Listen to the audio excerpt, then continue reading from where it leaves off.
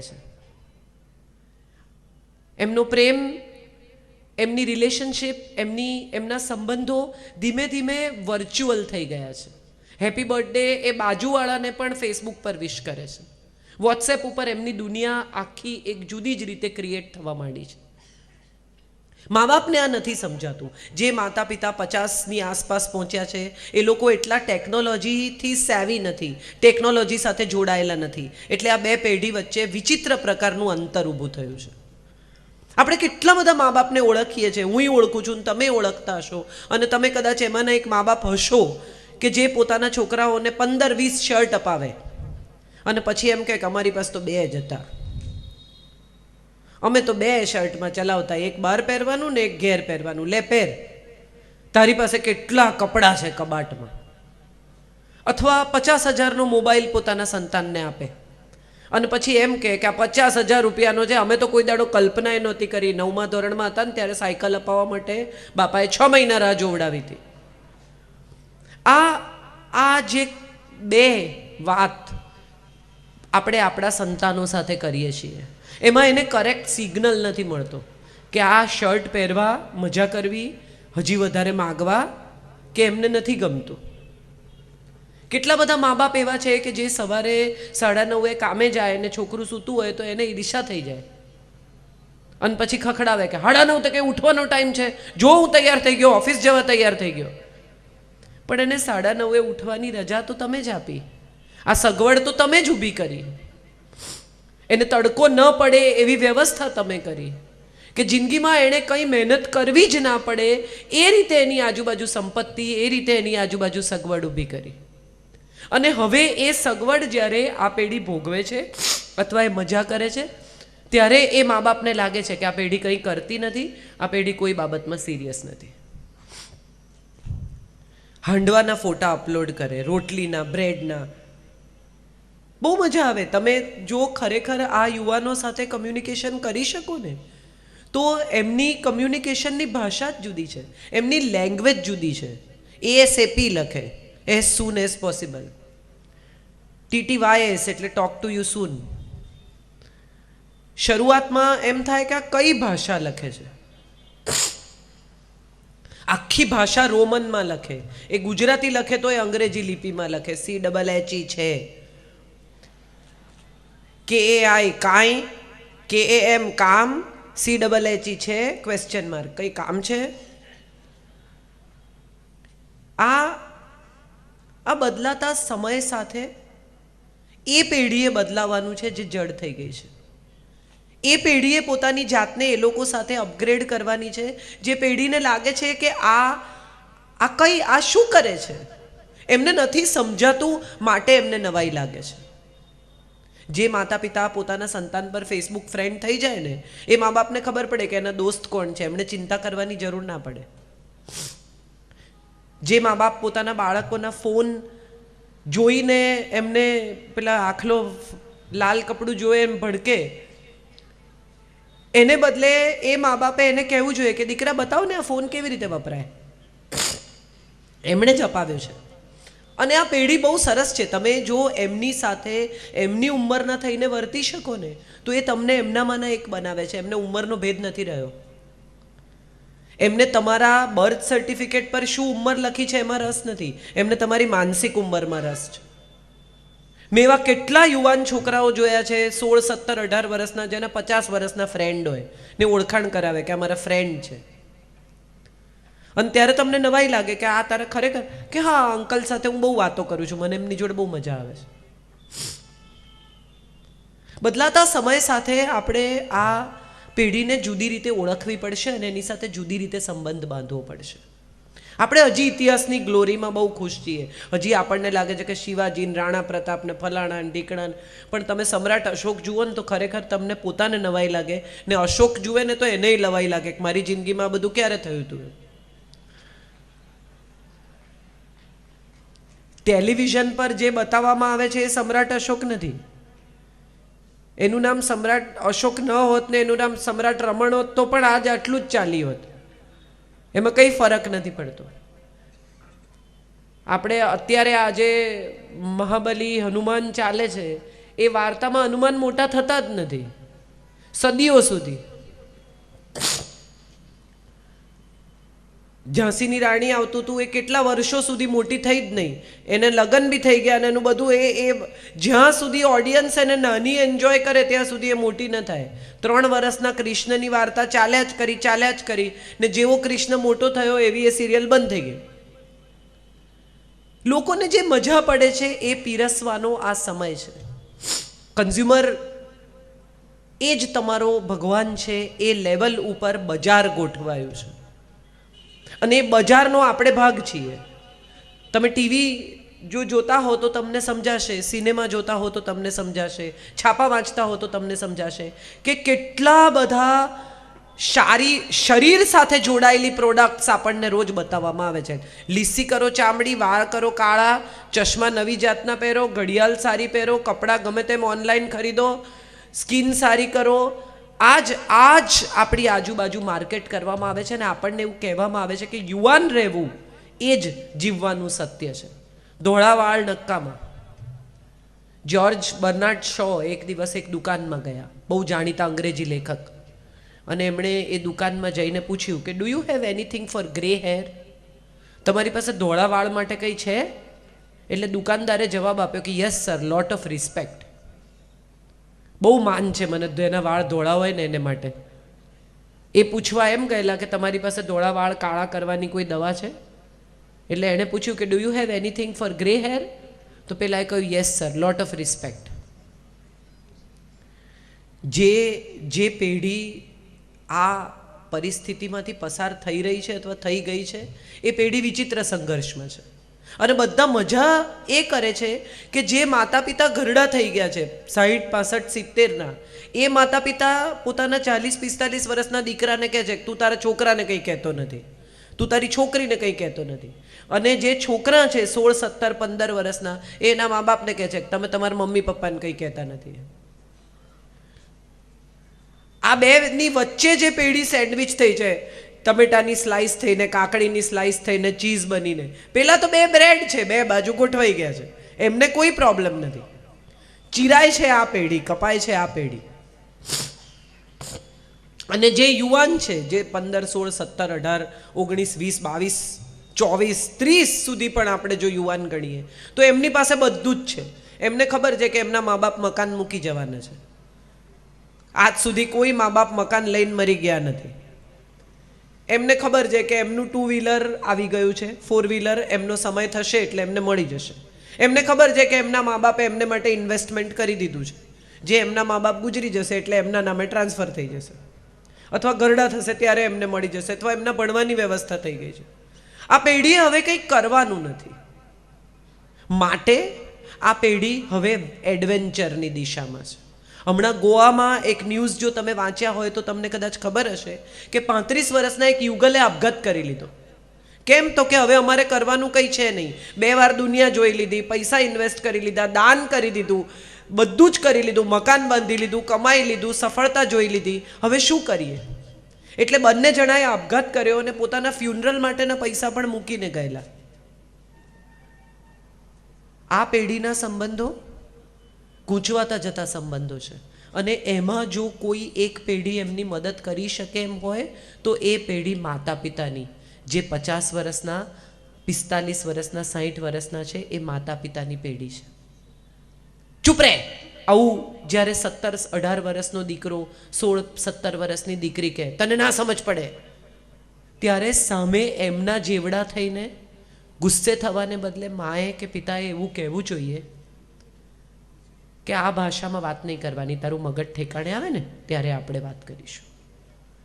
માતા પિતા મિત્ર થવા જાય છે, પણ ખરેખર સંતાન પાસે બહુ મિત્રો છે. માતા પિતા એક જ છે. એટલે પેઢી બદલવાની જરૂર નથી. એમના જેવડા થઈને, શું ગર્લફ્રેન્ડ છે તારે? ચલ સિગરેટ પીએ. આ બધું કરવાની જરૂર નથી. આવું કરવાથી માતા પિતા મોડર્ન નહીં બની જાય.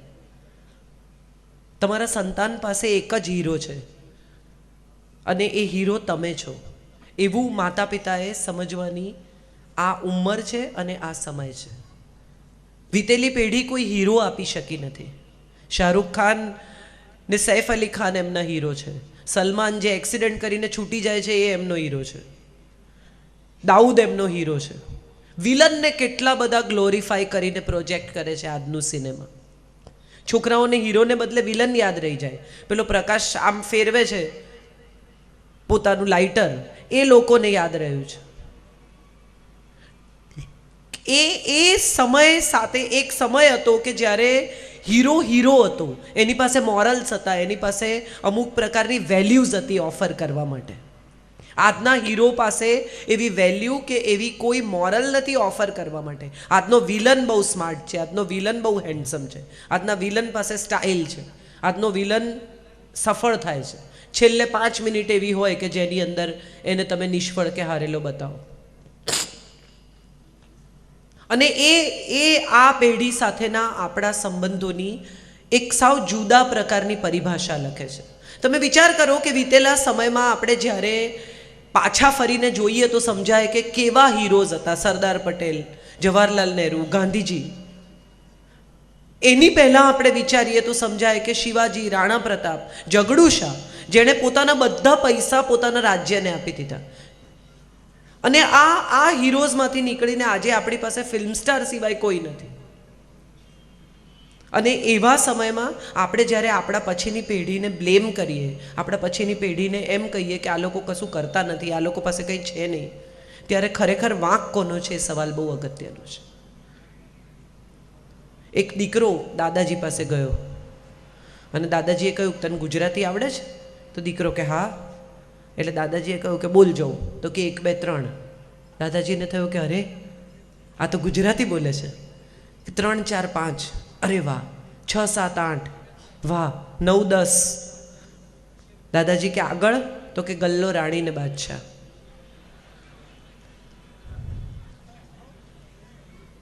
એ ખોટો નથી, ખાલી જુદો છે. To be different and to be wrong, આ બે સાવ જુદી બાબતો છે. આજની પેઢી ડિફરન્ટ છે, ક્લિયર છે. એને શું કરવું છે, શું નથી કરવું એ વિશે સ્પષ્ટ છે, એની કારકિર્દી વિશે સ્પષ્ટ છે. આજે વાળ કાપવા એ પણ કારકિર્દી છે, શેફ થવું એ પણ કારકિર્દી છે, બેકરી એ પણ કારકિર્દી છે. એક સમય હતો કે જો કદાચ છોકરો ઘેર આવીને એમ કે મારે વાળ કાપવાની દુકાન ખોલવી છે, તો મા બાપ અડધો તો હાર્ટ એટેકમાં ગુજરી જાય. એન્જિનિયર અને ડૉક્ટર સિવાયની કોઈ કારકિર્દીઓ ઉપલબ્ધ જ નહોતી. સાયન્સ અને કોમર્સ આવા 2 જ સ્ટ્રીમ ઉપલબ્ધ હતા. હવે 12મા ધોરણ પછી બ્રેક લે છે છોકરાઓ. એવું નક્કી કરે છે કે હવે 12મા ધોરણ પછી મારે કંઈ નથી કરવું, 1 વર્ષ મારે બ્રેક લેવો છે, મારે દુનિયા જોવી છે, મારે ફરવું છે, મારે જાણવું છે. પ્રવાસ એ પણ હવે એક કારકિર્દી છે. દુનિયા ફરીને ટ્રાવેલગ લખવો એ પણ કારકિર્દી છે. ફોટોગ્રાફી કારકિર્દી છે, ગિટાર વગાડવો એ કારકિર્દી છે, મ્યુઝિક એ કારકિર્દી છે, સાઉન્ડ એન્જિનિયરિંગ એ કારકિર્દી છે. કેટલી બધી દુનિયા આગળ વધી ગઈ છે, બદલાઈ ગઈ છે. અને કદાચ એટલે આ પેઢી પણ એની સાથે દોડી રહી છે. એ દોડતી પેઢીને ઊભી રાખવી, એને બદલે એની સાથે થોડાક પગ ઝડપથી ચલાવવા એ આપણે માટે વધારે યોગ્ય રસ્તો છે. કેટલી બધી મમ્મીઓ પોતાની દીકરીને 15-16 વર્ષની થાય ને એટલે એવું કે કપડાં ટૂંકા નહીં પહેરવાના, ઉપર જેકેટ પહેરવાનું, મોડી રાત્રે બહાર નહીં જવાનું, અંધારું થાય એટલે ઘેર આવી જવાનું. પણ કેટલી મમ્મી પોતાના 16 વર્ષના દીકરાને એવું કહે છે કે એક રૂપાળી છોકરી થોડા ટૂંકા કપડાં પહેરીને જતી હોય ને બેટા, તો એને ટીકીને નહીં જોવાની, એ ખરાબ કહેવાય. આપણે એવું નથી શીખવતા. અહિંસા એ ગાંધીએ આપણને શીખવ્યું, પણ અહિંસાનો અર્થ એવો નથી કે કોઈને મારતું હોય તોય આપણે ત્યાંથી નીકળી જવું કે ના હું તો અહિંસામાં માનું છું. આપણે હાથ ના ઉપાડવો, પણ કોઈ છોકરી સાથે કશું ખરાબ થતું હોય અને તે વખતે એમ કહેવું કે હું અહીંયા કંઈ નહીં કરું, એ અહિંસા નથી. આજની યુવાન પેઢીને અર્થઘટન કરતા આવડે છે. એને ખબર છે કે અહિંસા એટલે પહેલો હાથ ઉપાડવો નહીં, પણ જો કોઈ તકલીફ પડે, નિર્ભયાનો કેસ થાય, તો આજની પેઢી રસ્તા પર ઉતરી શકે છે, ઘરમાં નથી બેસતી. અને એ એનું સત્ય સાથેનો સંબંધ છે. આજની પેઢી અખબારો વાંચે છે, આજની પેઢીને ખબર છે કે શું નથી કરવાનું. ખાલી વોટ્સએપ ઉપર આ પેઢી એક આખો ઓપિનિયન ક્રિએટ કરી શકે છે. વોટ્સએપના ગ્રુપ ભેગા થઈને એક અભિપ્રાય જનરેટ કરીને યુદ્ધમાં ઉતરી શકે છે. એમને સોશિયલ મીડિયા પર માત્ર વાતો, ચેટિંગ કે પ્રેમ કરતા નથી આવડતું, એમને સોશિયલ મીડિયાનો સાચો ઉપયોગ પણ આવડે જ છે. આપણે ખાલી એટલું કરવાનું છે કે ખોટો ઉપયોગ રોકી અને સાચા ઉપયોગની દિશામાં એમને લઈ જવાના છે. આજના છોકરાઓ વાંચતા નથી. બહુ બધા માતા પિતા એવી ફરિયાદ કરે છે કે અમારા છોકરાઓ વાંચતા નથી. એ શું કામ વાંચે? એમની પાસે બધી જ માહિતી ગૂગલ પર ઉપલબ્ધ છે. એ ખાલી વિકિપીડિયા ઉપર જવાહરલાલ નહેરુ લખે એટલે પાના ઉતરે. એમણે વિશ્વ ઇતિહાસની રૂપરેખા વાંચવાની જરૂર નથી. આપણે થોડા વર્ષો પહેલાં પથ્થરથી ચટણી વાટતા હતા એટલે આખી જિંદગી પથ્થરથી ચટણી વાટવી? હવે મિક્સર આવી ગયું છે. આપણે બહુ વર્ષો પહેલાં ખાવાનું ગેસ પર ગરમ કરતા હતા, હવે માઇક્રોવેવ આવી ગયા છે. જે બદલાયું છે એની સાથે બદલાવાનું કામ જૂની પેઢીનું છે. નવી પેઢીને તો માઇક્રોવેવ વાપરતા આવડે જ છે. આપણે શીખવાનું છે, અને જો શીખીશું તો એમની સાથે એમની ભાષામાં સંવાદ કરી શકીશું. એક બહુ જ મોટી સમસ્યા હવે જે થઈ રહી છે, છૂટાછેડાની થઈ રહી છે, બ્રેકઅપની સમસ્યા. બહુ જ બધા પરિવારો ફટ તૂટી રહ્યા છે. હજી તો કેટરરનું બિલ ના ચૂકવાયું હોય અને દીકરી બેગ લઈને પાછી આવી જાય ને એમ કે મારે નથી રહેવું ત્યાં, મને ત્યાં નથી ફાવતું. 2 વર્ષ 4 વર્ષના પ્રેમ સંબંધ પછી પણ લવ મેરેજ તૂટી જાય. ત્યારે એક પ્રશ્ન બહુ જ બધા મા બાપ પૂછે છે કે લવ મેરેજ નહીં કરવાના, અરેન્જ મેરેજ ટકી જાય છે. લવ મેરેજ કરો તો આ છોકરાઓને સમજણ ના પડે, એમની જાતે નક્કી ના કરે, આવેશમાં આવીને નક્કી કરે. પણ સવાલ એ છે કે લગ્ન ટકાવવા માટે પ્રેમ સિવાયનું કયું તત્વ છે? આ દુનિયાના તમામ લગ્નો, આપણા એક પણ ભગવાને અરેન્જ મેરેજ નથી કર્યા. આપણે જે દેશમાં જન્મ્યા છીએ ને એ દેશના એક પણ ભગવાને અરેન્જ મેરેજ નથી કર્યા. શિવે પાર્વતીને એવું નથી પૂછ્યું કે તમને રાંધતા આવડે છે? રામે સીતાને નથી પૂછ્યું કે મારે 3 મમ્મી છે, તમે એમને સાચવશો ને? આ એવા પરિવારો અથવા એવા ઈશ્વરોની આપણે વાત કરીએ છીએ કે જેમણે પ્રણય કર્યો અને લગ્ન કર્યા. આ દેશનું નામ ભારત શકુંતલા અને દુષ્યંતના લવ ચાઇલ્ડના નામ પરથી પડ્યું છે. ભરત પોતાનો પિતા પોતાના દીકરાને જુએ છે, ઓળખી શકતો નથી અને સિંહના દાંત ગણે છે અને કહે છે કે વાહ કેટલો બહાદુર છોકરો છે, આ કોણ છે? ત્યારે એને ખબર પડે છે કે આ તો મારો જ દીકરો છે. એ ભરતના નામ પરથી આ દેશનું નામ ભારત છે. તો એ પ્રેમ ક્યાં ગયો? એ પ્રેમ આપણે કેમ વારસામાં નથી આપી શક્યા આપણા સંતાનોને? આપણે કેમ આ આદર્શ લગ્ન જીવન, આદર્શ સંબંધો, માતા પિતાની સેવા, વૃદ્ધાશ્રમો વધતા જાય છે. માતા પિતા હવે ઘર છોડવા તત્પર છે અને મોટા ભાગના માતા પિતા એવું કહે છે કે ભાઈ અમારે તો એકલા જ રહેવું છે, અમારે નથી રહેવું અમારા છોકરાઓ સાથે, એમને માટે જુદું ઘર ખરીદો. આ પેઢીઓ વચ્ચેનું અંતર કેમ ઊભું થયું છે? કેમ આ યુવાનો અને સંબંધો એવા વિષય પર આપણે વાત કરવી પડે છે? અને ત્યારે મારે બહુ સરસ 2-3 મુદ્દા કહેવા છે. આ પ્રોબ્લેમ્સ બધા મેં તમારી સામે મૂક્યા કે આટલા સવાલો આપણી સામે આજે ઊભા છે. શ્રી કૃષ્ણ જ્યારે ગીતામાં અર્જુનને કહે છે, રથ મધ્યમાં લઈ જાય છે, મધ્યમાં રથ લઈ જઈને અર્જુન જુએ છે કે આ તો બધા જે લડવા આવ્યા છે એ મારા પોતાના છે, મારા કાકા, મારા મામા, મારો ભાઈ, મારા ફોઈ, મારા ફુવા, મારા સગા.